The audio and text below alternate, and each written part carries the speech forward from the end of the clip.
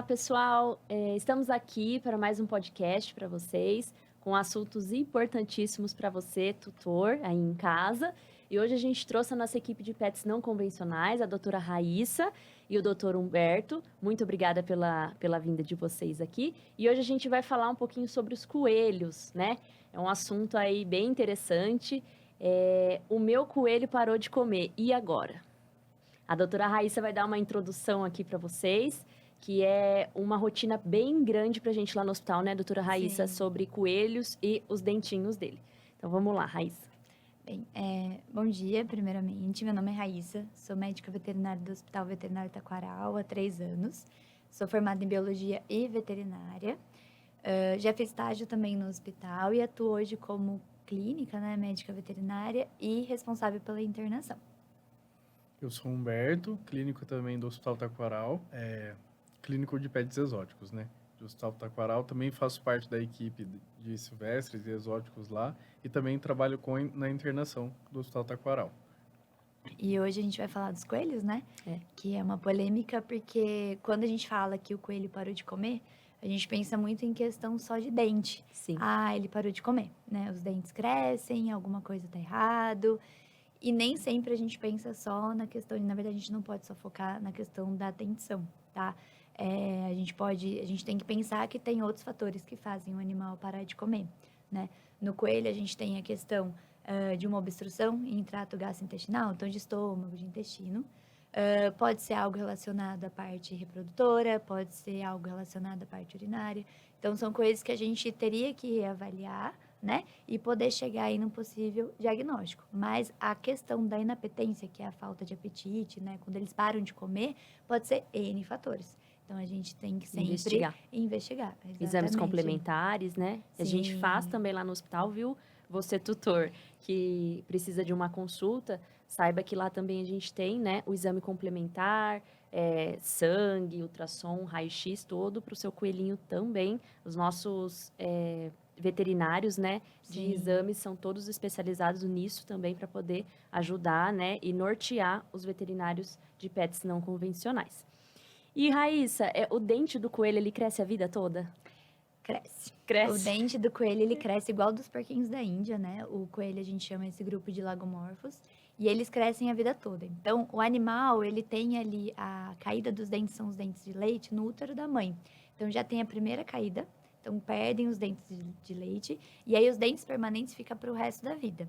Os coelhos, eles não possuem raízes, é um tecido germinativo, né, com ligamento periodontal bem distinto ali, que faz com que esse dente fique preso na gengiva e faz com que ele tenha esse crescimento, tá? E o crescimento é rápido, né? Normalmente é 0,03 milímetros por semana. Então, se a gente for pensar para o animal que não tem o seu devido desgaste, é um crescimento rápido, né? E aí a gente pensa nessa questão, se tem o crescimento, né? Se ele cresce por toda a vida, alguma coisa tem que desgastar. Com certeza. E aí, o que desgasta? Eu dei a madeirinha, meu coelho, ele normalmente morde a casinha de madeira, mas isso é o desgaste. Ele come muita cenoura. Exatamente. Naqueles desenhos animados, o coelho tá comendo cenoura e o dente tá...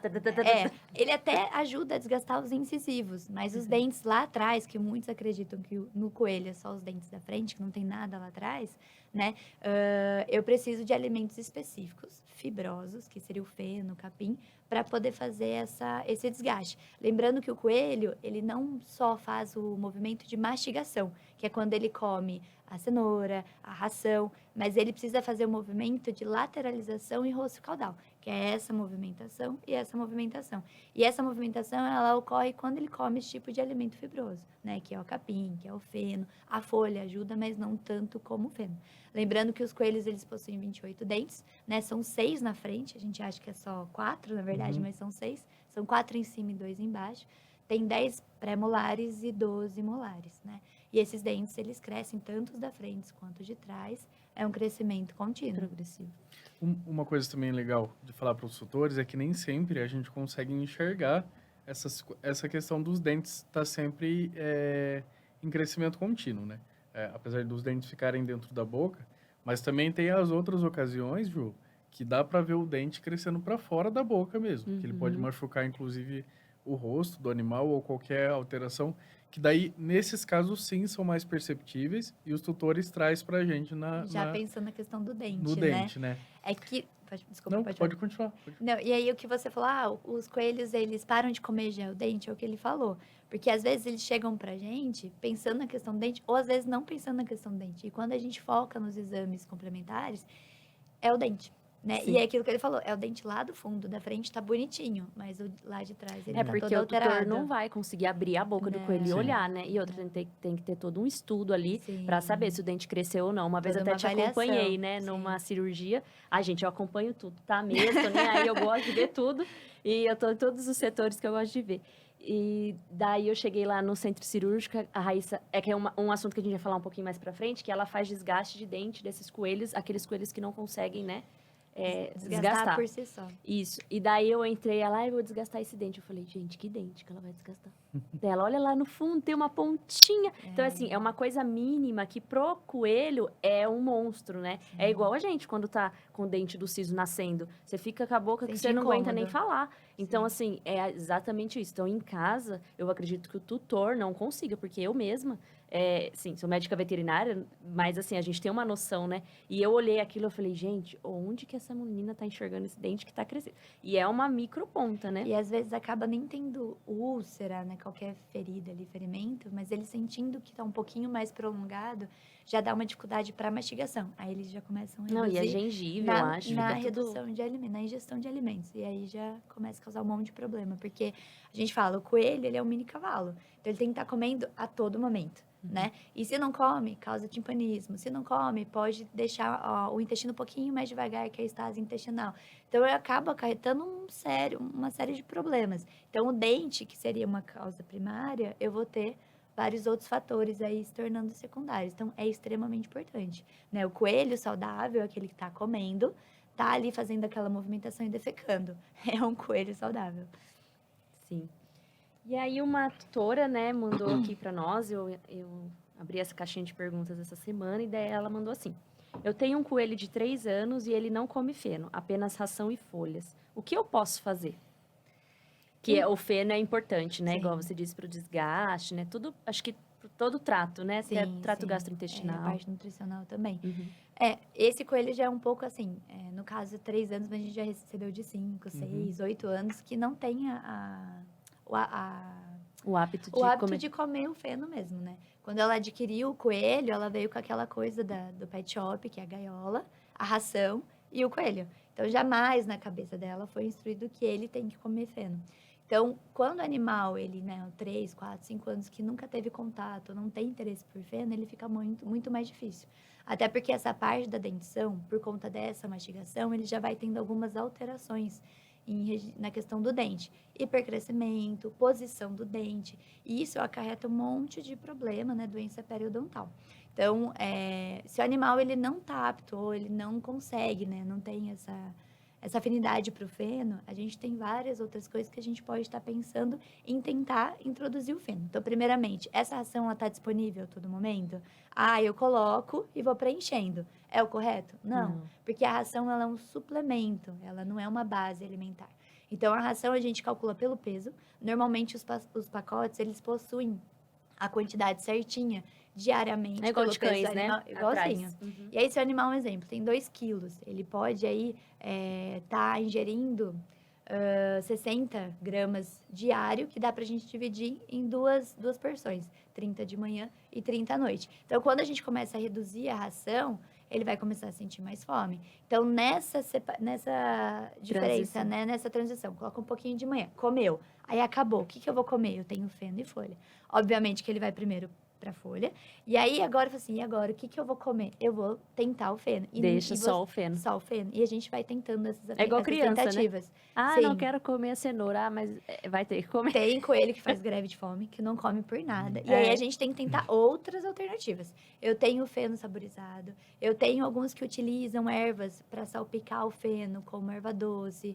Que bacana. Tem manjericão, tem camomila, para ver se deixa um pouquinho mais saboroso, né? E que atrai aí o paladar Tipo uma salada do coelho. temperada, né? Exatamente. E na internet tem várias formas da gente brincar com esse feno para estimular mesmo ele a comer. Então tem umas bolas de madeira que você enfia o feno e tem aquele hábito de apreensão que o coelho gosta, né? Igual o cavalo gosta de aprender e puxar, né? para poder comer. Nossa, tem várias outras coisas que a gente pode pensar em tentar introduzir o feno, tá? Mas é de extrema importância. E uma coisa legal que a Raíssa falou sobre a questão da alimentação vale lembrar que o coelho é um herbívoro, né? Então, a base alimentar, na verdade, dele, como a Raíssa falou, a ração é um suplemento. As folhas em si, inclusive, que a gente fala que as folhas verdes, que, na verdade, é maior, tem que compor mais a questão da alimentação dele diária. E a questão do feno também, que ajuda na questão do trato gastrointestinal também dele, além da mastigação, que a gente está falando aqui, o desgaste. Mas o feno também vai ajudar ele a conseguir ter uma motilidade maior do intestino e conseguir ter microbiota, ajudar se a gente a defecar. for pensar, a alimentação, né, como todos os animais, quando a gente coloca num parâmetro de alimentação, é aquela pirâmide, até pra gente. Então, a base dessa pirâmide é 60% de feno, 60%, 70%. Acima dessa pirâmide, eu tenho as folhas escuras, que pode ser oferecido uma gama de folhas, tirando aquela que tem um excesso de cálcio, que a gente tem que tomar um pouco mais de cuidado. Depois das folhas, eu tenho a ração, que chega ali 15%, e depois vem legumes e frutas, né? Então, pensando em alimentação, é capim, é feno. É o mais importante. Eu estava lendo um minutinho, tá? Um estudo falando sobre alfafa. Como que é? Você pode, Isso que eu ia falar. em vez de você oferecer o feno, você pode dar alfafa? Posso falar? Eu li, mas aí eu fiquei na dúvida entre um e outro. Falei, vou perguntar, né? Na verdade, como a Raíssa falou, tem vários tipos de feno. Inclusive esse de alfafa, que assim, pra gente, ele existe. Às vezes até algumas pessoas na agropecuária ou nessas lojas também oferece, mas ele não é o mais recomendável para coelho, porque ele tem um alto teor de cálcio. E para a gente pode causar depois, mais para frente, uma alimentação contínua. Só desse feno de alfafa, ele dá algum probleminha depois, inclusive renal, no coelho. Só que assim, para ele, vamos supor, se a gente oferecer os dois tipos de feno, ele sempre vai preferir o de alfafa. Porque é mais palatável, mais mais gostoso. gostoso. É porque assim, que nem ele falou, devido ao teor de cálcio, o coelho já tem predisposição para ter cálculo urinário. Sim. Então, ele adquirindo essa dieta, esse hábito de comer alfafa, com certeza a gente vai ter problema aí de cálculo e vai ter que passar por algum procedimento cirúrgico. Então, o correto é não oferecer alfafa. Porque depois que ele descobre o chocolate, Já era. ele não Não vai vai querer o salada, feno. né? Exatamente. Então, ele É vai igual a dar... gente, né? Ele vai preferir, com certeza. E assim, o feno, a gente tem... normalmente a gente trabalha com os três, que é o Coach Cross, tem o Tifton e o Timóteo. Esses três, e assim, o mais verdinho, né? Pelo menos o Jojo lá em casa, que é o porquinho da Índia, eles gostam mais do verdinho. E os coelhos gostam mesmo dos mais verdinhos. Procurar comprar em locais de hípica, de fazenda, que são aqueles... isso que eu ia falar. Que são aqueles fenos para cavalo mesmo, né? Porque às vezes fresco, compra né? E fresco. Sim. Porque às vezes compra em agropecuária ou compra em É isso que eu ia falar, pet que eu lembro que shop. você uma vez falou pra mim, que a gente ia Exatamente. comprar, a gente tem uma loja lá no hospital, né, Raíssa? Aham. E a gente tem produtos para pets não convencionais. E uma vez ela falou que queria introduzir para o cliente ter essa facilidade, né, de estar na Sim, consulta sim. já levar o O feno. feno. E aí eu lembro que você comentou, Ju, mas tem que tomar cuidado, aonde você vai comprar, Isso, a qual a forma de procedência, armazenamento. a forma de armazenamento, porque isso tudo pode trazer um problema grande, né? Pode. O barato, no fim, sai ou, caro. Dependendo como ele é armazenado, eu posso criar fungo ali, né? É. Então, quando eu pego um feno que já tem um pouquinho mais de partículas escuras, eu já sei que eu tenho uma seco, né? população de E cheiro de também. fungo. Às O vezes cheiro ele até muda, tem cheiro. Ele O fica cheiro amarelado, muda. fica Sim. estranho, né? Então, às vezes, você acha, eu tô introduzindo, ele não tá comendo. Mas, É. peraí, o feno tá de boa Nem qualidade? sempre é Né? A gente melhor. normalmente prefere dar preferência para coisas gostosas e boas, né? O coelho não é diferente. É igual folha. Quando eu vou oferecer a folha, eu não vou oferecer aquela folha murcha ou escura. Eu acho que é igual conosco, igual com né? a gente, chega no exatamente. mercado, vai comprar uma alface, você vai pelo que tá mais bonito, brilhante, é fresco. Você olha, você já vê que o negócio tá fresco, né? Sim, Então, acho que pra eles é a mesma coisa, né? sim, Sim. sim. Eles vão escolher por Com uma coisa... certeza. E o cheiro, né? O negócio já tá 7 dias lá na geladeira. E úmido, né? Falando de folha, não de feno. O legal também, quando você vai dar folha, é lavar e secar, né? Igual faz com a gente, né? Na verdade, ao Você nem contrário. precisa. É o contrário. Eu, quanto mais molhadinha, Errado. quanto mais molhada, melhor, porque é uma forma dele hidratar. Então, mas pra você guardar, ah, pra sim. ela, você igual Pode a gente, colocar porque forma na de minha casa eu faço armazenamento. isso. Eu lavo tudo, aí seco naquela secadora, guardo e.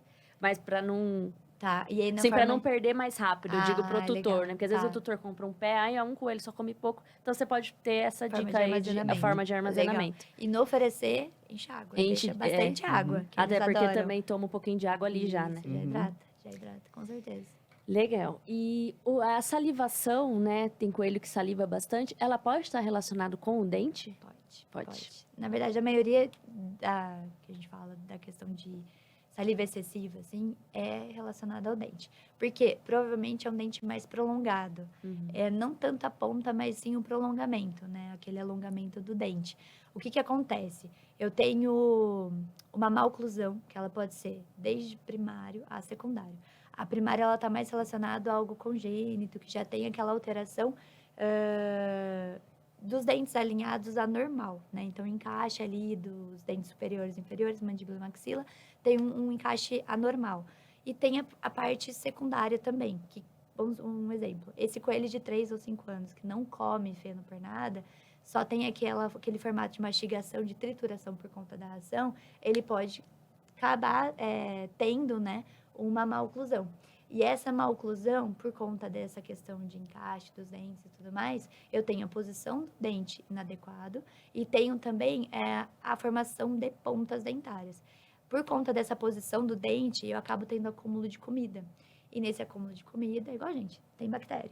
E aí, dessa bactéria, eu posso ter a formação de abscesso. Então, o abscesso não só é causado por um trauma, né? Uma porta de entrada. Mas sim por um acúmulo de comida. Só para explicar para o tutor que está em casa, Raíssa, rapidamente assim, o que é? O abscesso, ele é uma bolsinha de pus que muito provável que tenha ali bactéria, né? E aí, por conta da bactéria, ele forma aquele pus.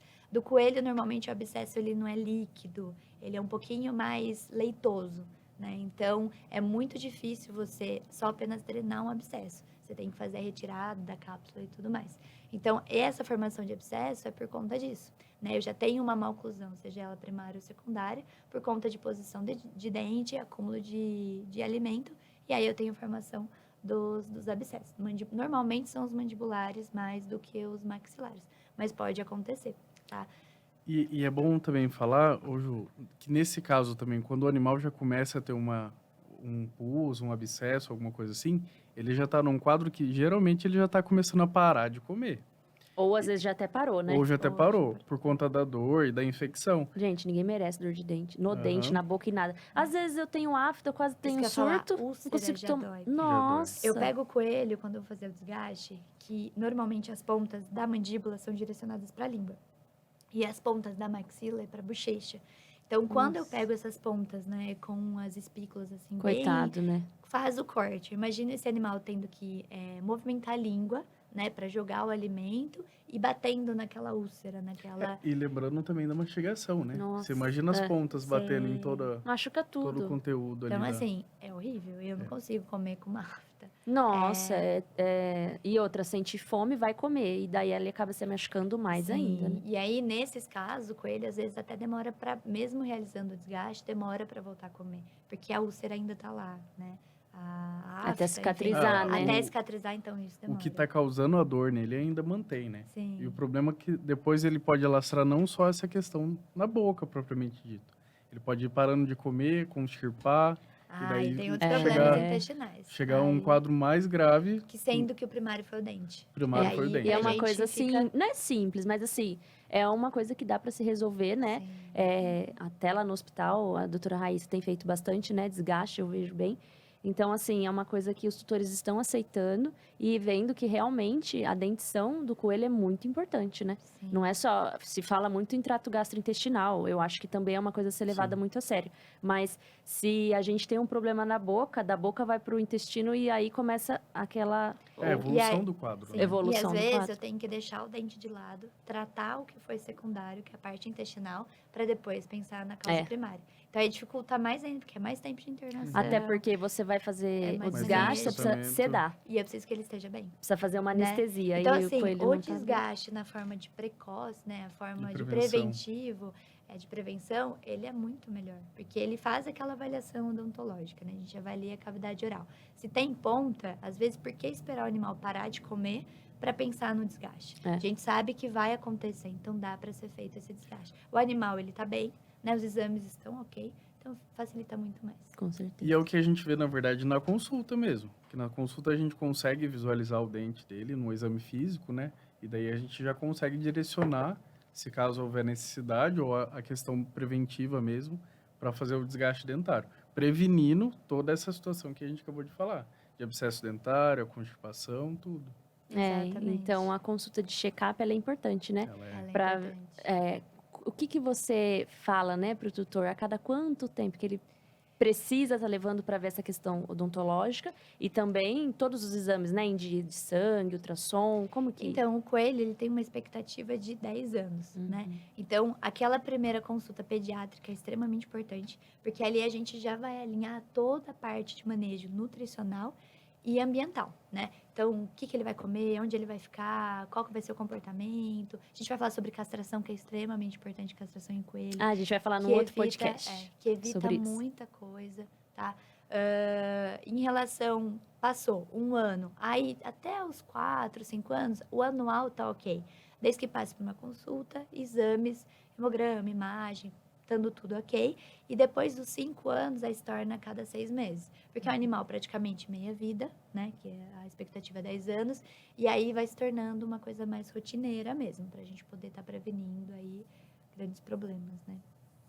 Então é importante, viu, pessoal? Você tutor que tem coelho aí, sempre estar atento aos exames de check-up, consulta no médico veterinário, é muito importante. A gente fala isso para cão, para gato, mas para pets não convencionais, seja ele um pássaro, um peixe, é muito importante. Nem que você, ai, doutora Raíssa, eu não consegui trazer o meu pet hoje, mas eu vim que eu preciso tirar algumas dúvidas, né? Então isso é uma consulta, é uma conversa.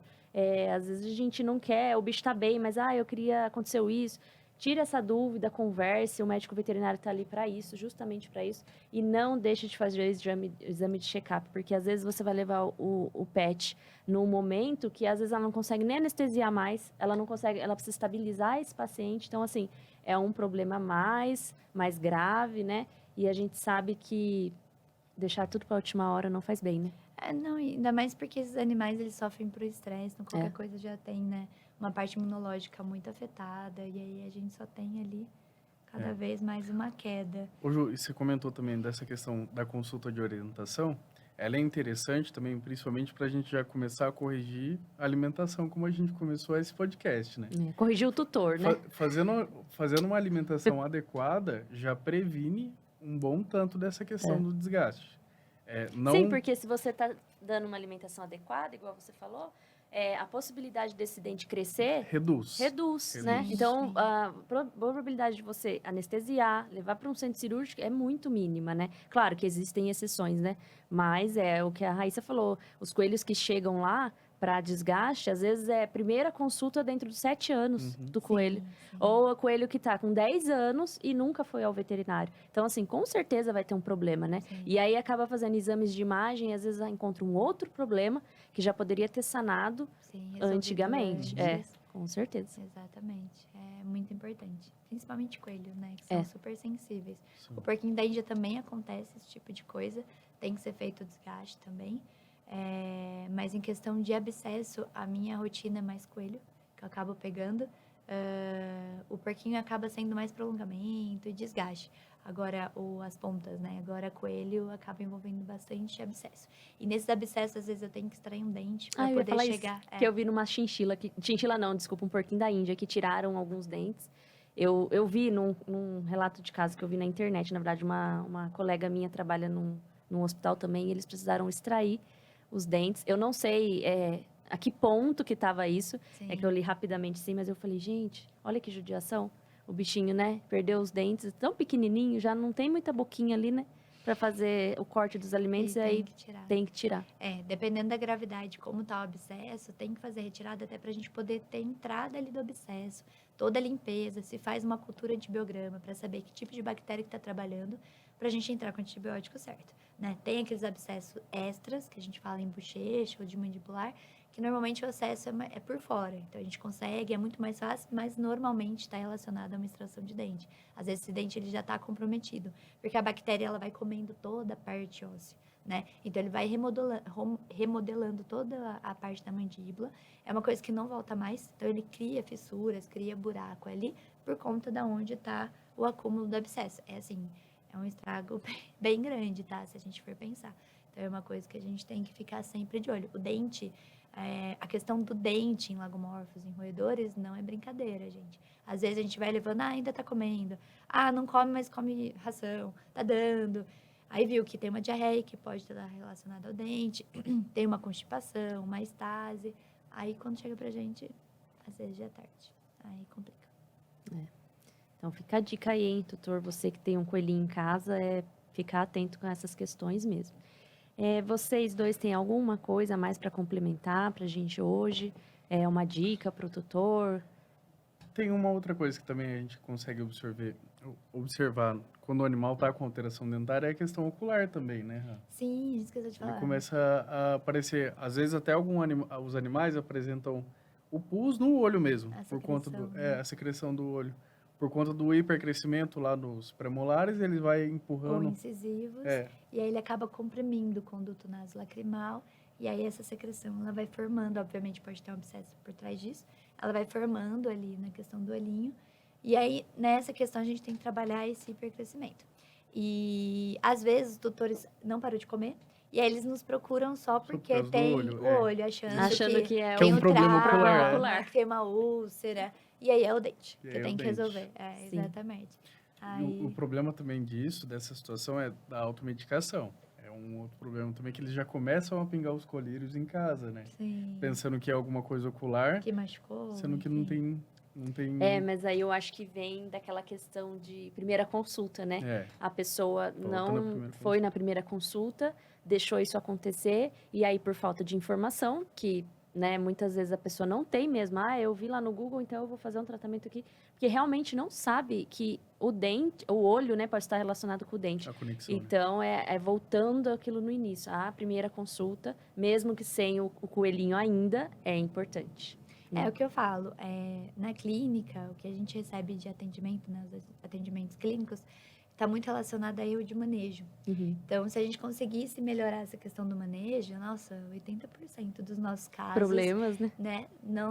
A gente não teria problema. Então, o atendimento, ele acaba tendo esse aumento, né, de porcentagem por conta de erro de manejo. Eu fiz isso, deixei de fazer isso, cuidei em casa, e era tudo que poderia ser resolvido com uma primeira consulta, por exemplo. Então, acho que fica muito uma dica, né? Às vezes a gente acha que não precisa, né? acha que não precisa, ou que o cara do pet shop que foi orientado já é o suficiente.